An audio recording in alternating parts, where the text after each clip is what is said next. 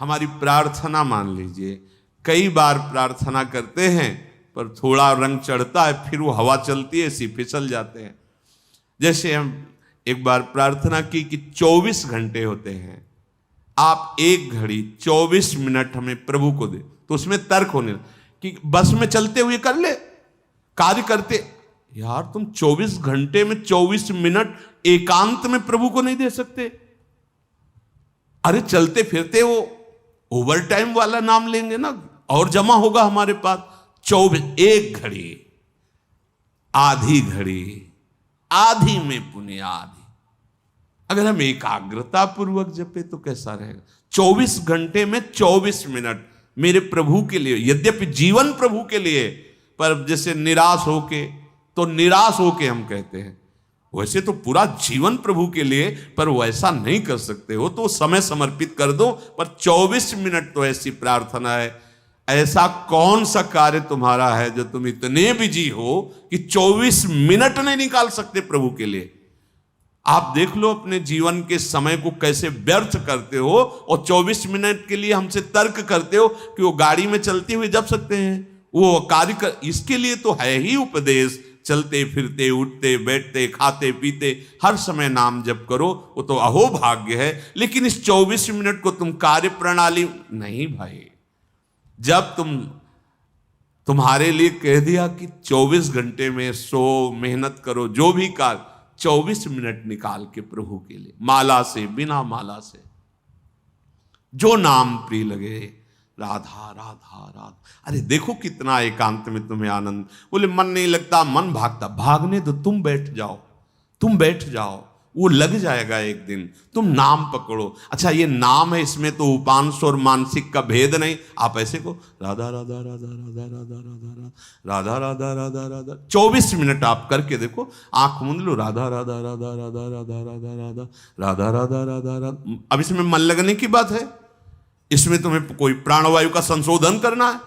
अधिक से अधिक राधा राधा राधा राधा, कृष्ण कृष्ण, जो नाम प्रिय हो। आप देख लेना, आप खुद देख लेना, आपको पता नहीं होता।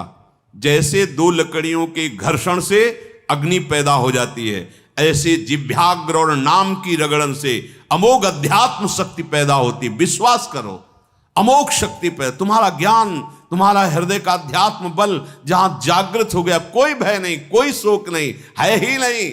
दूर से रस्सी का सांप मान के भयभीत हो रहे थे, जब तुम्हें दिखाई देगा केवल गोविंद ही गोविंद है, भय नाम की चीज नहीं रह जाएगी। इसमें पार करने का एक ही उपाय, भगवन नाम।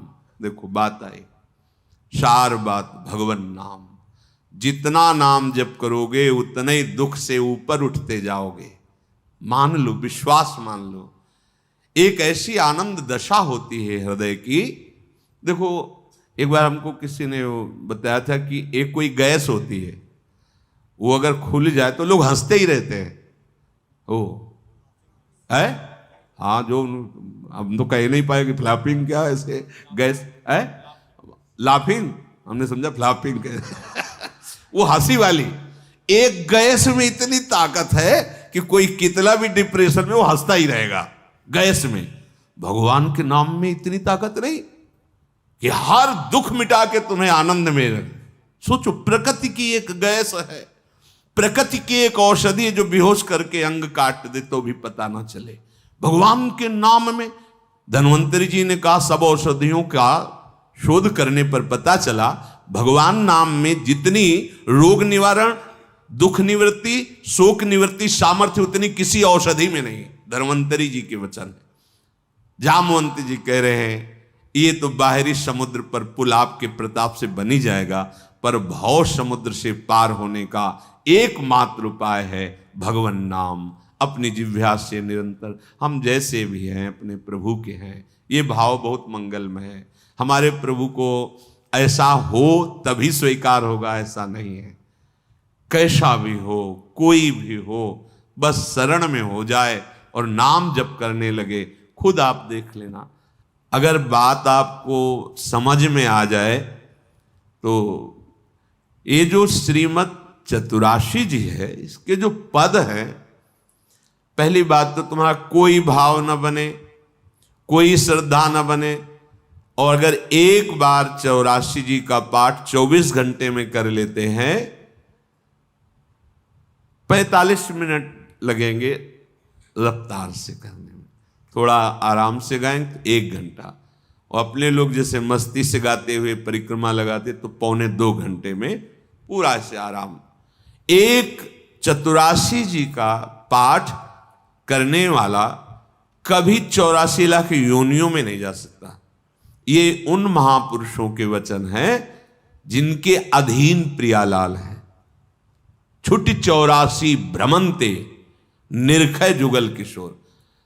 कम से कम 84 लाख योनियों के दुख से तो आप मुक्त होना चाहते, नहीं प्रिया प्रीतम को देखना चाहते, नहीं सेवा चाहते, तो दुख से तो निकलना चाहते। वाणी जी अमोघ है, गुरु कृपा से ही बात समझ में आती है।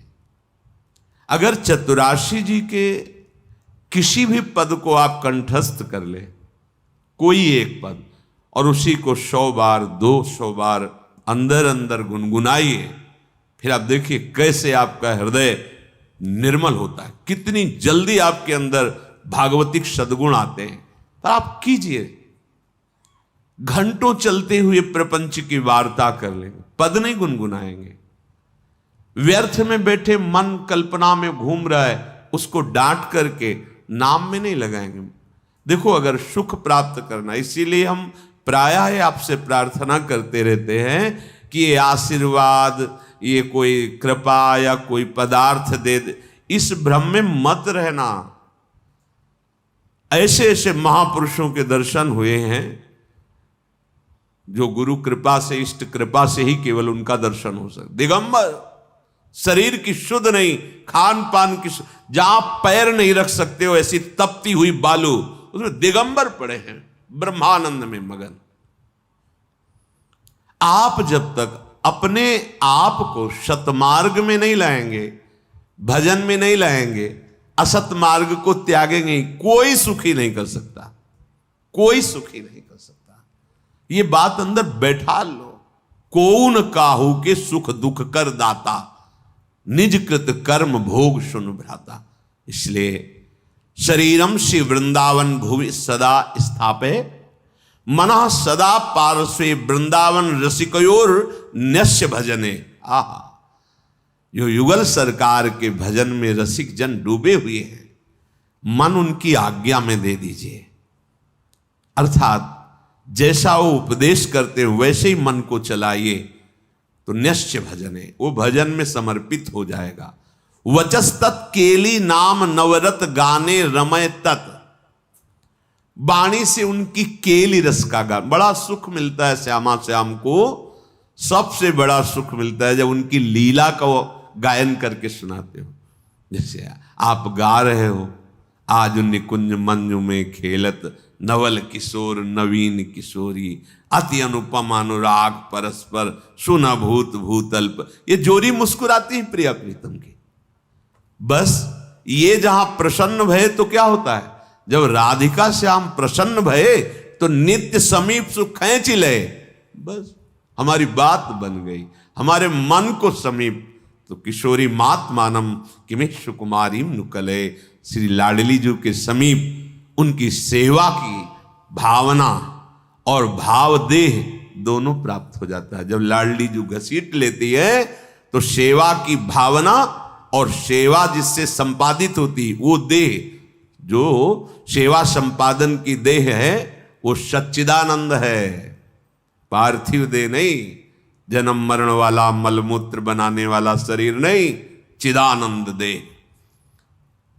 तब वो देख पाता है, जो यहां श्रीपाद के सदा पार्श्वे, वो देख पाता है अपनी प्राणेश्वरी स्वामिनी के पार्श्व में विराजमान। कैसा अद्भुत सुख। पर वचस्तत् केली नाम नवरत, नवीन नवीन सुख का अनुभव होना चाहिए, तभी मानना हृदय निर्मल हो। एक पद को 100 बार गा रहे तो हर बार आपको नया रस मिल रहा है। नाम जब के हर बार नया सुख मिल रहा है नाम से। राधा राधा राधा, हर बार एक नया अनुराग पैदा हो रहा है नाम के प्रति, नई आसक्ति पैदा हो रही है। कथा पीयूषादौ श्रवण युगल प्रीति विकलम। जब आप प्यारे जू की रूप माधुरी, गुण माधुरी, लीला माधुरी सुनेंगे तो कह रहे प्रीति विकलम, निश्चित ऐसे प्रेम विह्वल कर देने वाली वृत्ति पैदा होगी। ये काम क्रोध लोभ मोह मद मत्सर, ये राग द्वेष मान अपमान दुख सुख, ये छू ही नहीं जाएगा।